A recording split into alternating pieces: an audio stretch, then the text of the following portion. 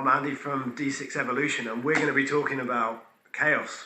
I've brought Lewis, who, long-time friend, I've met at tournaments, very, very good Chaos player, and he's going to run us through what he thinks is good about Chaos. Quite a lot.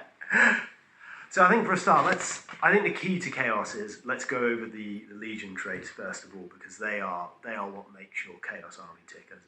Yeah, absolutely. And you start with the Legion traits because most people have an idea in mind about a certain play style that they want to play. So some people might want to play a shooty army, some might want to play more of an assaulty army. And also because people tend to have a bit of a favourite. So, it might be someone who's looked at Night Lords, for example, and thought they look pretty cool, like to get them on the tabletop, but then maybe worried that you're going to invest in an army that maybe isn't too competitive. My argument is that almost all the Legions are competitive in their certain right. They may not all be absolutely top tier, but you can certainly tell us some particularly one-day tournaments to do quite well with almost any army, except for maybe word bearers. But we'll go into it to the detail. Yeah, I mean, I've always played Alpha Legion when I've played, Yeah, and that is the obvious choice. And that's what we're trying to say today is Alpha Legion isn't the only choice. Yeah, for sure. Personally, I started Alpha Legion absolutely in Well, you got me onto Alpha Legion, didn't you? Yeah, of course. And there's some obvious units in there that we're going to talk about today.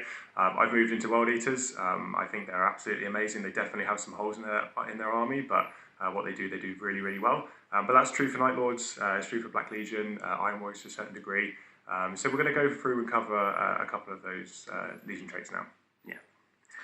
So if we get the book open, I think the best thing to do is just start talking about sort of the general archetypes of each list, and then we'll do a bit of a deeper dive into certain lists and combos that you can put into those lists. We're not going to go through the Codex and just read every data slate to you. Most of those are pretty obvious if you have the Codexes or have access to them anyway. But we're going to try and talk specifically about the way that an army can be played under these different legions, and also there's certain combos in there that you need to be aware of, you might want to employ, and they at least get you thinking along the lines of how that list could be played really well. Okay, I'm going to tell you a Legion trait. You're going to tell me what you think about it. Okay. What's the good points? Sure. All right, Black Legion. Black Legion, pretty much you're going to be playing a shooty list in my mind. The only thing you've got to realise when you're differentiating between the legions is unique stratagems to that legion, warlord traits, and some of the powers, psychic powers and stuff like that. So when we talk about Black Legion, in terms of the stratagems, there isn't really anything. The one to mention, obviously, is unique to them is the reroll ones for 1 CP, which isn't that great. Reroll all failed hits on the CSN unit, but you're probably not going to be taking those anyway. So for Black Legion, really you're focusing around the warlord traits. It's all on a Baden, really. And it's a Baden, yeah. Yeah. So he is the boss. He is the absolute boss. Now, the thing about Abaddon, as you might or might not know, is that he has two main data slate entries that you're going to be utilising. The first one is a general all-rounder, which actually is a fearless bubble. He makes all Heretic Astartes unit fearless. Now that does work for other legions as well. So if you're taking Alpha Legion and you're going to take a big cultist bomb, he can make them fearless. So that's one reason. But what is specific to the Black Legion is that they can reroll all failed hits. And this is really what makes them a top-tier shooty list in my mind. Any way that you can get rerolls into the game, you're boosting up the power of that unit quite considerably, especially when you've got an army that hits on 3s anyway. It can be prescience to be hitting on 2s, and you're re-rolling 1s or 2s, you're pretty much guaranteed to hit with most of your attacks. Now it's only in the shooty phase, so actually, sorry, it does work actually in the assault phase as well, but you're really going to be focusing with Black Legion on the shooting phase. So what sort of units do you think really benefit from it? Personally, I've come across, when I've been playing in tournaments, Obliterators. Mm-hmm. Black Legion Obliterators. Yep. They deep strike in, they deep strike next to Abaddon. Yep. It's absolutely savage. Yep. You get one absolutely awesome round of shooting. They can get a few more than that. They can be quite tough. And there's some other combos that can make them tougher, which I'll come into in a second. But yeah, that's the obvious one. Obliterator is probably one of the best shooty units straight out of the Codex. If you want to get some more shooty firepower, there's definitely some stuff in the Forge World books. Really don't be turned off the Forge World books. If you want to be playing competitive, almost certainly every list is going to have a chunk of Forge World in it. They're just the cooler units and they have some really interesting stuff. So we'll talk about the Obliterators first because it's the go-to. If you're going to be playing Black Legion, taking Abaddon, and you're taking 3 squads of Obliterators, that's probably the most obvious and most powerful straight out of the Codex units.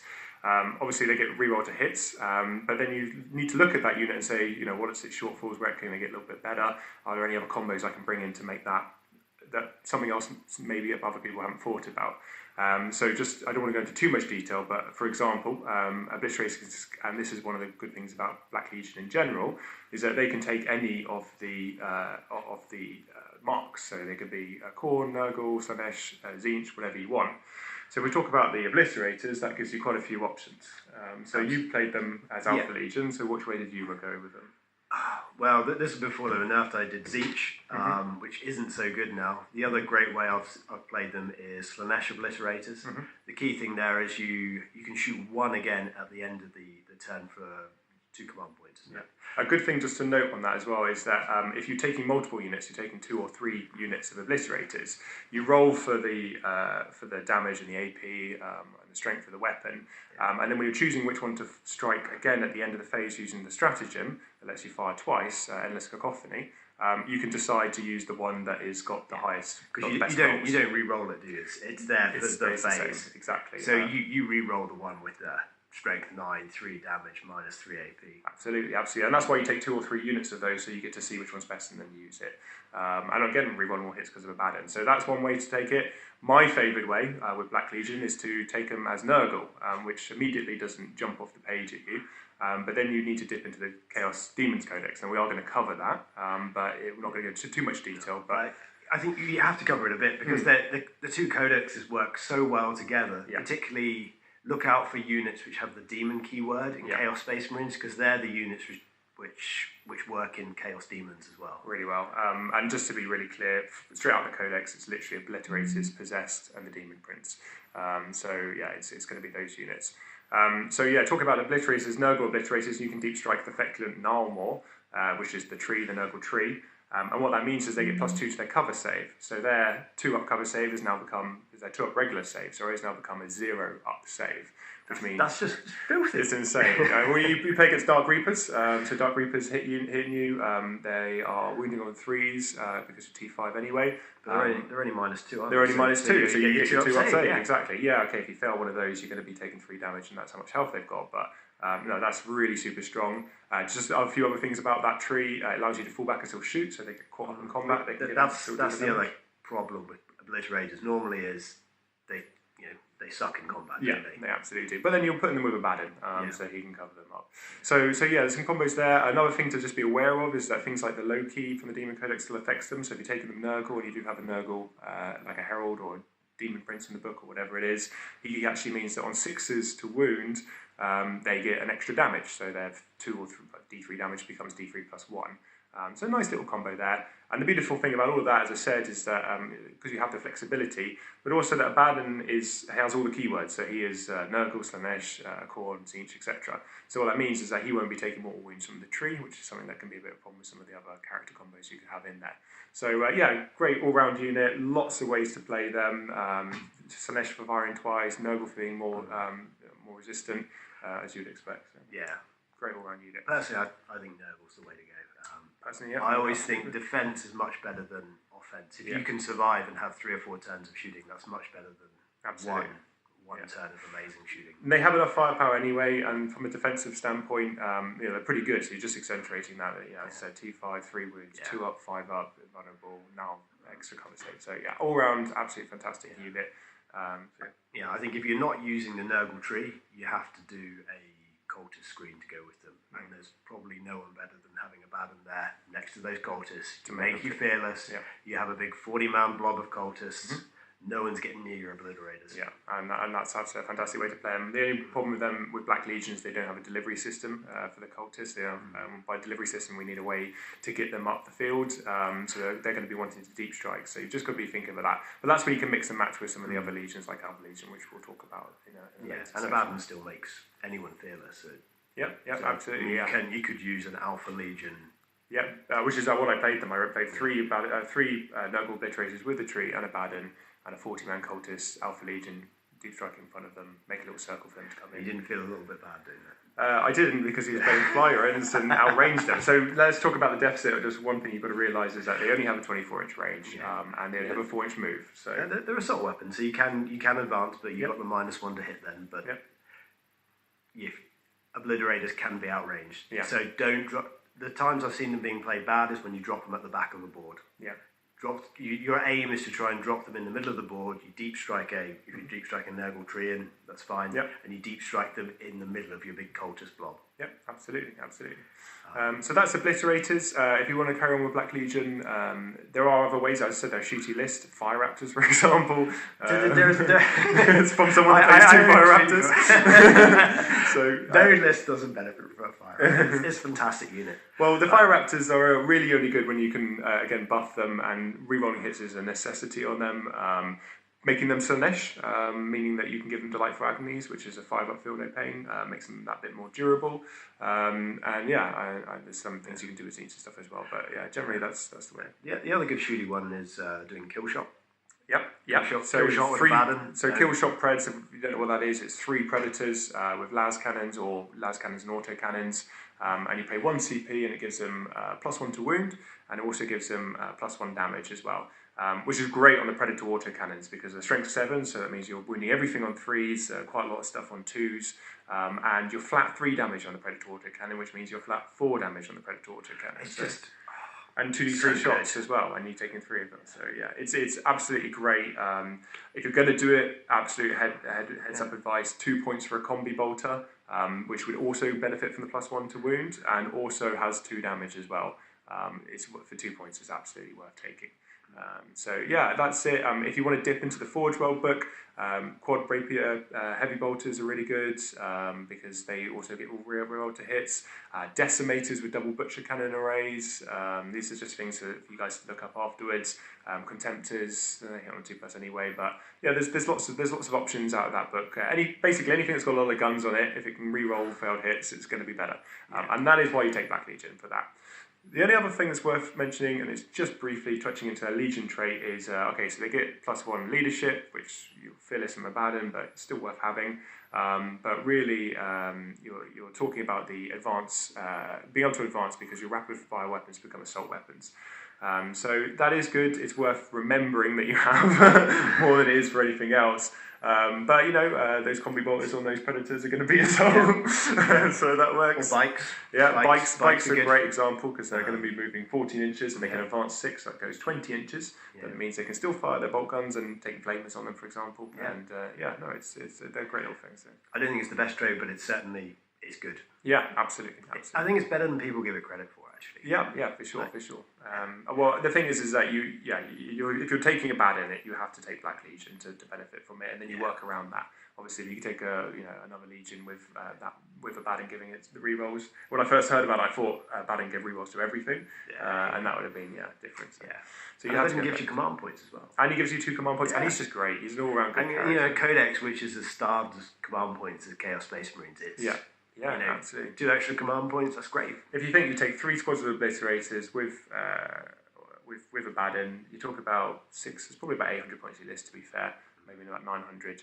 But that's 3 CP straight there, and then you've got the rest of the list to build around it. So I think what you'll find is that when we talk about this with all the Legion traits, we're going to be talking about a certain thing, and it's going to be the hammer part of your unit. It's going to be of your list. Sorry, it's going to be the majority of your points, and then you're building your army around it. You're not going to be able to do obliterators and kill shot Preds and Alpha Legion bomb and everything else. So you've got to pick and choose what is the 1 or 2 components that are going to define your list, and then build the rest of the list around it.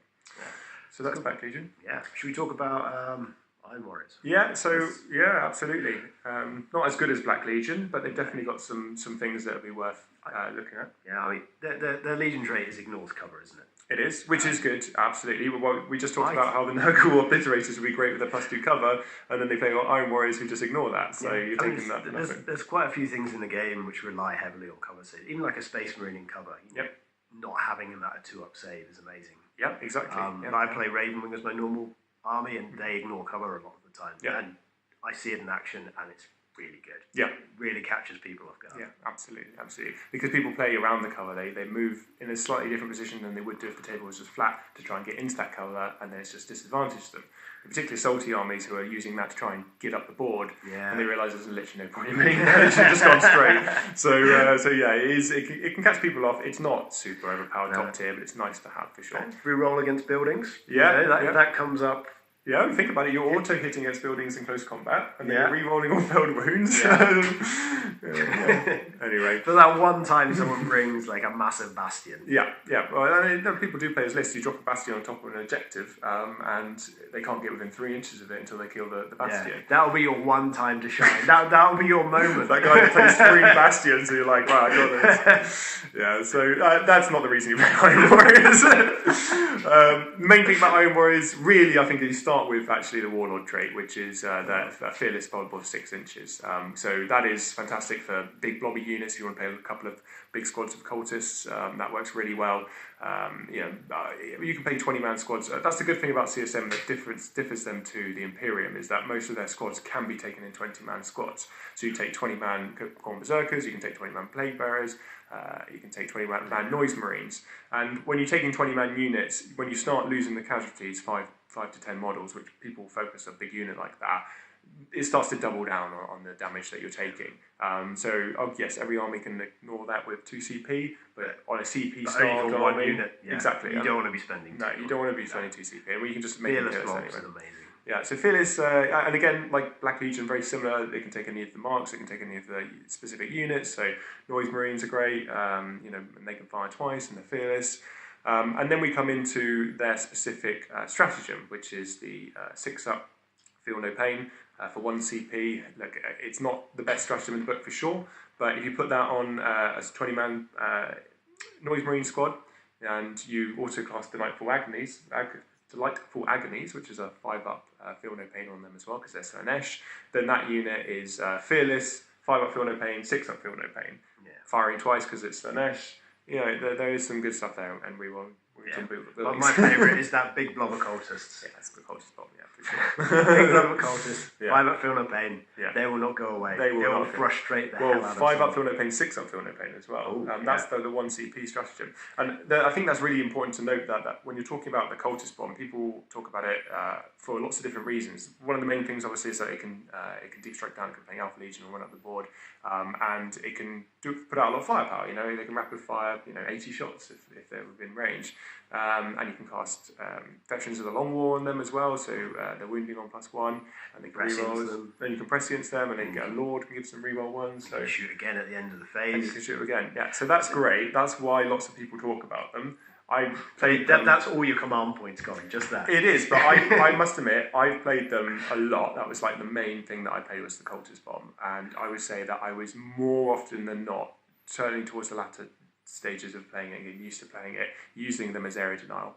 40 cultists can cover the entire board. So particularly if you're playing against a deep strike heavy list, like a Night Lord's list or something that's got a lot of deep strike in it, you should be able to, with 40 cultists and a couple of units in your backfield, mean that if you're playing lengthways down the table the long way, you should be able to cover the entire half of the board. So their deep strikers cannot come in unless they're on their half of the board and they're 9 inches away, which only puts them about 3 inches outside their deployment zone. You do that and you're new to an army, and you would take a 40-man cultist bomb for that. And then if that cultist bomb is still alive, because it's Fearless, 5-up Feel No Pain, 6-up Feel No Pain, then it's not going anywhere. It's sitting on all the objectives and it's not dying. Yeah, and you don't after the first turn, you don't try and keep them in coherence. You don't move them. You put a few on one objective here, you put a few on an objective here, you put a few out of line of sight in a little place in the corner, which they'll forget about. And then as they die, you take out the linking chain. So that model stays there, that model stays there, that model stays there, covering all the objectives, but no longer in coherency. Yeah. They can't move, but they can still hold objectives. So it's great. So let's just define that, just so people understand, is that at the beginning of your phase, you can only move if you end up in coherency. So if you're too far, so we've got 2 models here and they're this far away from coherency, they're never going to be able to move to be back into coherency. So from that point on, they literally cannot move again, which doesn't matter if they're sat on each of the objectives. And one unit can hold 2, 3, 4, 5 objectives. So that when you man certainly can, yeah. Exactly, and 5-up Feel No Pain, maybe 6-up as well for the stratagem, and being Fearless. So it is absolutely great. It forces them to put a lot of points, a lot of shooting into something that is not at all worth shooting, but is holding the objectives, which means your other key units, like a Berserker unit or some Termies or whatever, can come in and do some damage. We've not even told you about the filthiest part, which you probably would know about cultists, is they come back. Yeah, they come back. Exactly. If you leave one of those bloody things alive, you only need one model, and that's why we're saying when you spread them out, you have one model behind in a building, wrapped right around the corner where you literally can't see him. He can't be shot at all, even if the rest of the unit dies. The only reason he could disappear is morale. You're fearless because you're Iron Warriors, and then you're paying 2 CP to bring the entire unit back wherever you want, and then just reciprocating the whole thing. And another good thing you told me about was when you're placing your objectives at the start of the game, you put them 6 inches away from a table edge, so that when they come back on within 6 inches of a table edge, you're on an objective. Yeah, every objective, you're placing 3 out of the 6 objectives, you should always place them 6 inches from the board edge. It doesn't matter where they are, you can put them in more advantageous positions for the rest of your list, but make sure they're 6 inches, because the amount of games that come down to 1 or 2 victory points, and you can just for 2 CP take out, and they can be in combat when you do this, and they can be locked in combat. It doesn't make any difference. You just pick up the whole unit and you just place it on the objective, or within. Well, if it has to be just outside 6 inches, but you'll be within 9 inches away, and 9 inches away from the standard deep strike style. So it is great being able to do that. Absolutely. So that's pretty much Iron Warriors. So we've covered Black Legion and Iron Warriors. I think it's probably best if we take a pause now, show some of the models, and then we'll come back and talk about the next two, which is Renegade Chapters and World Eaters. Thanks so much, guys. Thanks.